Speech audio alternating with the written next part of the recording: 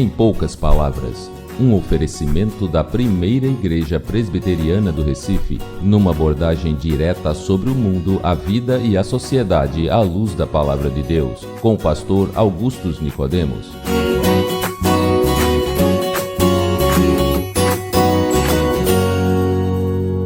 Seja bem-vindo a mais uma edição do programa Em Poucas Palavras. Sou Denis Cavalcante e comigo o pastor Augustus Nicodemos, preparado para mais um questionamento, dessa vez com o tema feminismo. Olá, querido ouvinte, muito obrigado pela sua audiência. Oi, Denis, mais um programa, não é? Isso. E promete, né? Porque essa pergunta aí é uma pergunta bem atual e de muita gente. E polêmica, né? Polêmica. Vamos ver se a gente consegue resolver aqui com a graça de Deus.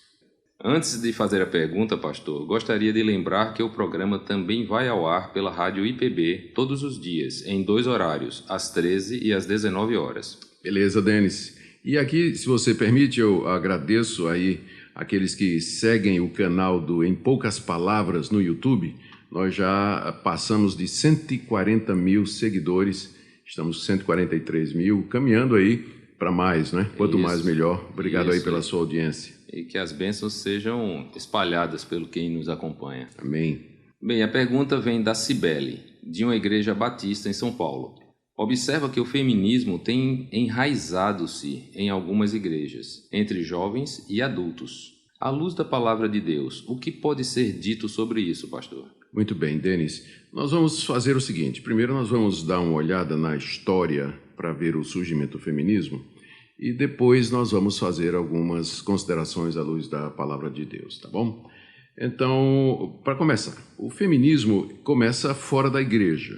Começa no século XVIII com um movimento chamado A Vindicação dos Direitos da Mulher, que foi baseado num panfleto escrito por uma inglesa chamada Mary Wollstonecraft, e que escreveu, aí em meados dos anos 1700, um livro a respeito desse assunto. Aí depois, uma outra mulher, um ano depois, publicou um panfleto lá em Paris, dessa vez. O título era Os Direitos da Mulher. Se não me engano, o nome dela era Olympe de Gouges. E depois, uma americana chamada Judith Sargent Murray, publicou um livro sobre igualdade dos sexos. E aí a coisa foi ganhando movimento e pensadoras feministas começaram a surgir, como Frances Wright, Sarah Green, Sojourner Truth, tanto na Europa quanto nos Estados Unidos. Então, o movimento feminista começa, de fato, no século XVIII, né? Aqui com esse livro da Mary, que é A Vindicação dos Direitos da Mulher. No século XIX,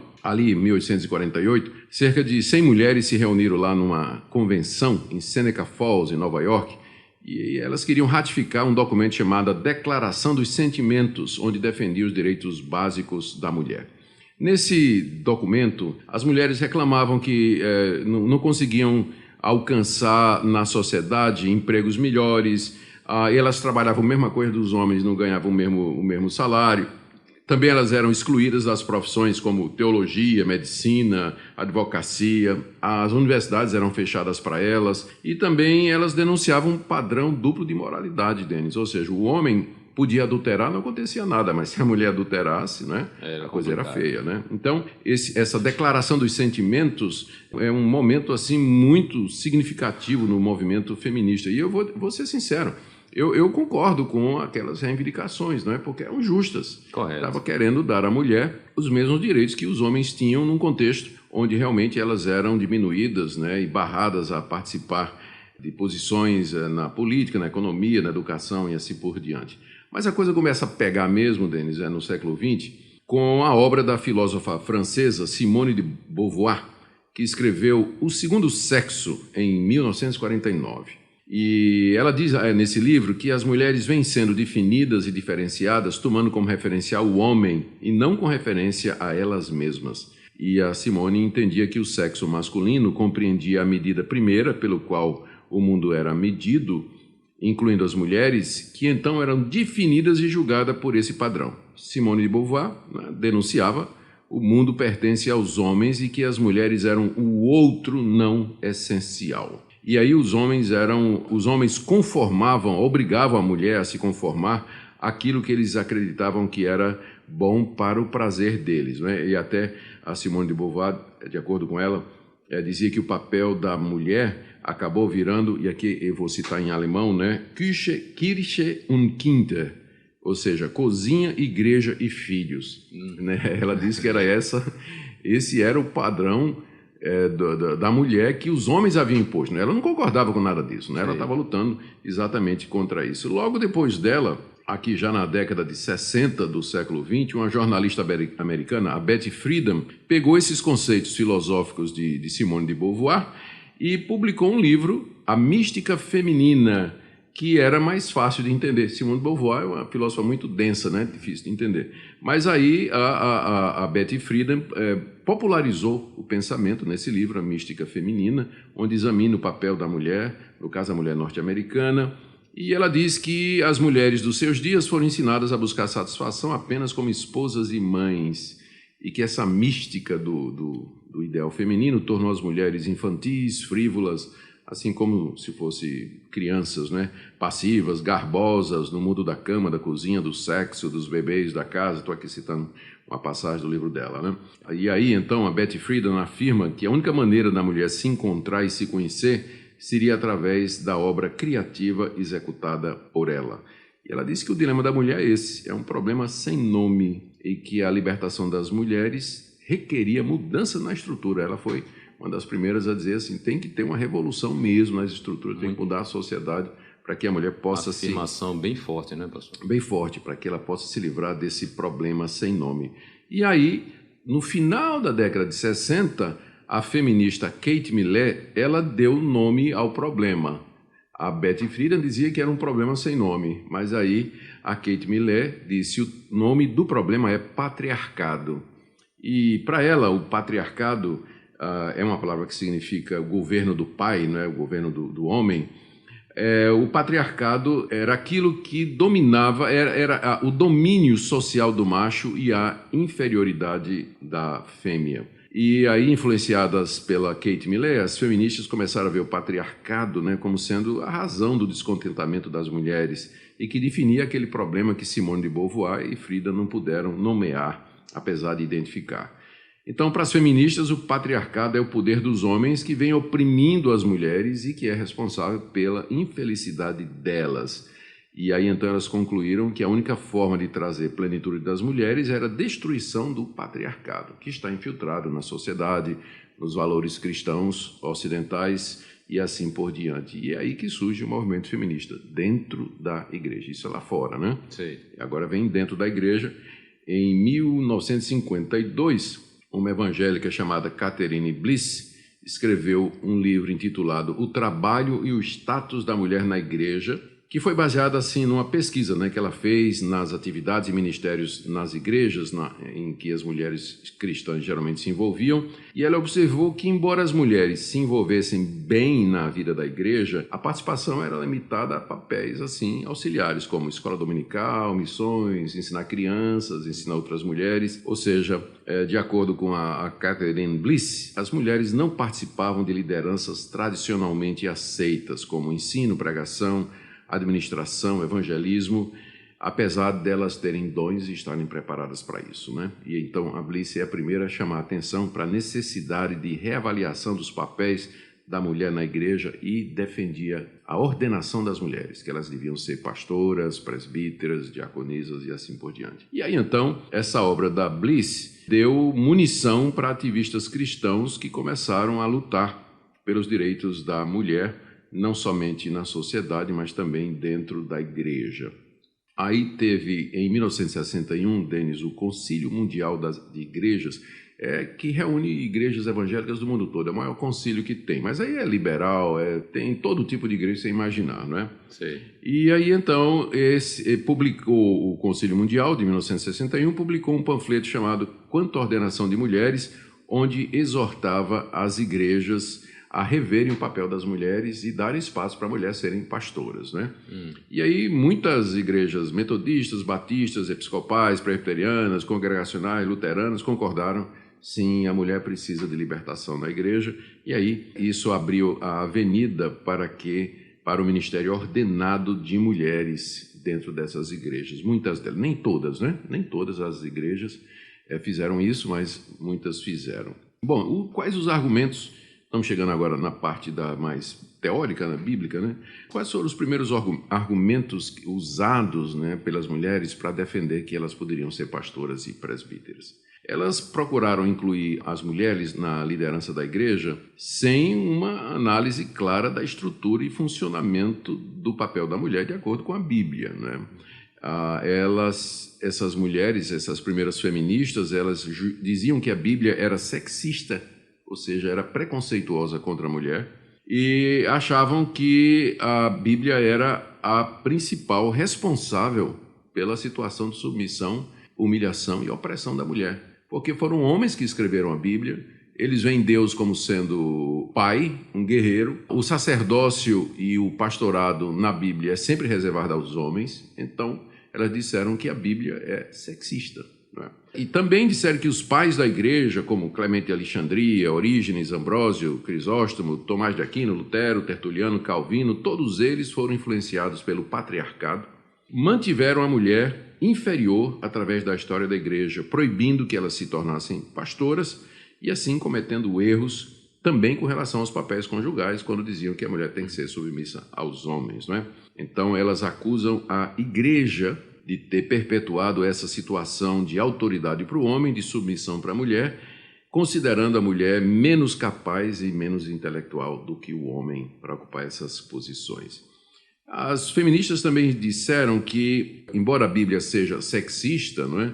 Afirma o papel da superioridade do homem sobre a mulher, entretanto, há textos e há passagens na Bíblia que afirmam a igualdade delas, como, por exemplo, no registro da criação, onde está dizendo lá que Deus criou o homem e a mulher à sua imagem e semelhança. Então, os dois são a imagem e semelhança de Deus e teriam direitos iguais, não havendo, assim, diferença fundamental entre o homem e a mulher. E aí então passaram a ordenar mulheres como pastoras, presbíteras e assim por diante. E geralmente essa visão das feministas dentro da igreja era que ou a Bíblia era um livro sexista, né, machista, e que, portanto, não podia ser levado em consideração, que o apóstolo Paulo, por exemplo, que tem muitas passagens a respeito do papel de submissão da mulher com relação ao seu marido, Paulo não deveria ser levado a sério, né? Não devíamos seguir o apóstolo Paulo aqui. Ou então, aquelas feministas mais bíblicas, né, que não queriam abandonar a autoridade da palavra de Deus, disseram, não, a Bíblia é a palavra de Deus, o problema é quem está interpretando errado. A Bíblia, na verdade, ensina a igualdade dos sexos, em que em Cristo todas as diferenças são abolidas e que, portanto, a mulher ela pode ocupar qualquer posição na igreja, né? Bom, a gente tem que reconhecer, Denis, que, de fato, né, em algumas situações eclesiásticas do passado, foi proibido a mulher exercer papéis na igreja que elas poderiam exercer sem dificuldade, não é? Muito embora eu creia que a Bíblia ensine com clareza que o governo da igreja e da família é do homem, e isso está enraizado na criação e depois agravado na queda, né? Paulo defende isso de maneira muito clara nos seus escritos. Mas, veja, não ficou só nisso. O movimento feminista, mesmo dentro da igreja, avançou e chegou à conclusão de que a própria mulher é o melhor referencial para a sua autodefinição. E é na caminhada dessa nova descoberta que ela se entende e se define em relação a outras mulheres e não um homem.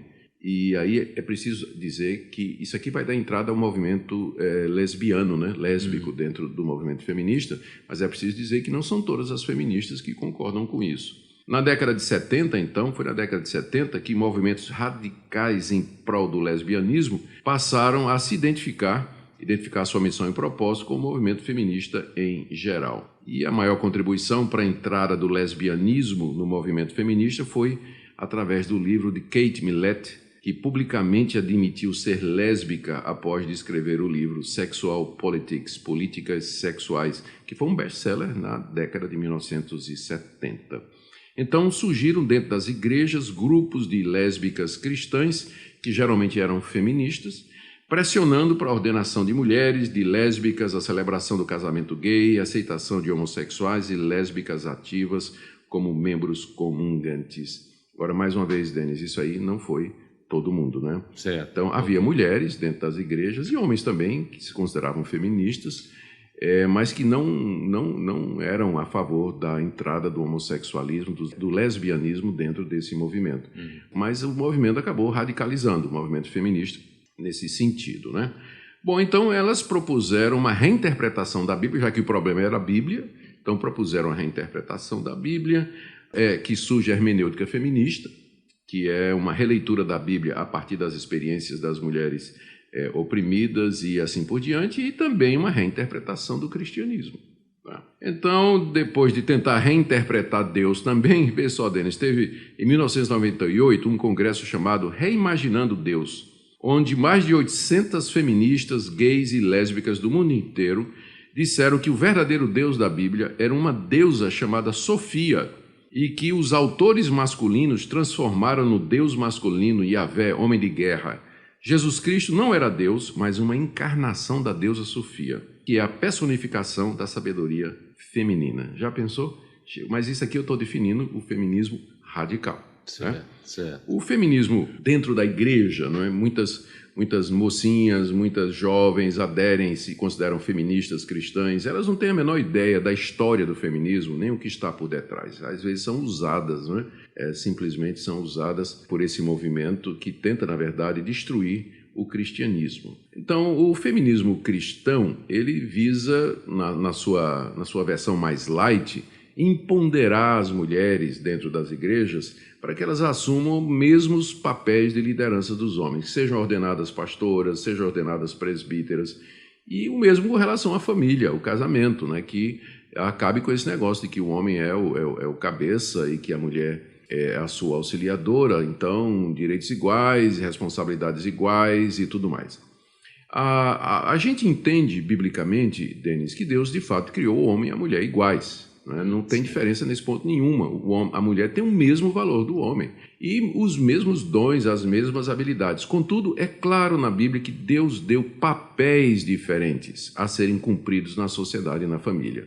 Ao homem cristão cabe a liderança e o governo da igreja. Isso é muito claro em passagens e mais passagens do Novo Testamento. A gente já tem discutido isso aqui no nosso programa. O nosso ouvinte, se quiser, procure aí no nosso canal e você vai encontrar mais informações a respeito da ordenação feminina e a respeito dessa questão do papel tanto do homem como da mulher.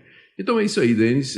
O movimento feminista cristão precisa lembrar das suas raízes, né, e não se deixar contaminar por essas outras ideias aí, e lembrar que não tentar desfazer o que a Bíblia estabelece, que são papéis diferentes para homem e mulher, ainda que criados iguais à semelhança de Deus. Muito obrigado, pastor. A você, Cibele, e a todos que nos acompanham, desejamos a paz de Deus. E qual o seu comentário final, pastor?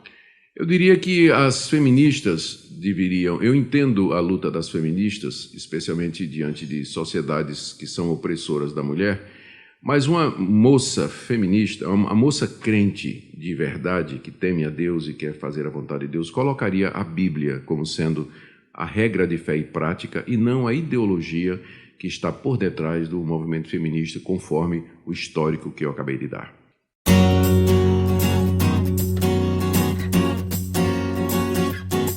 Você acabou de assistir Em Poucas Palavras, um programa da Primeira Igreja Presbiteriana do Recife. Visite-nos à Rua das Crioulas, número 120 Graças, Recife, Pernambuco. Site www.primeiraigreja.org.br. E-mail empoucaspalavras@primeiraigreja.org.br.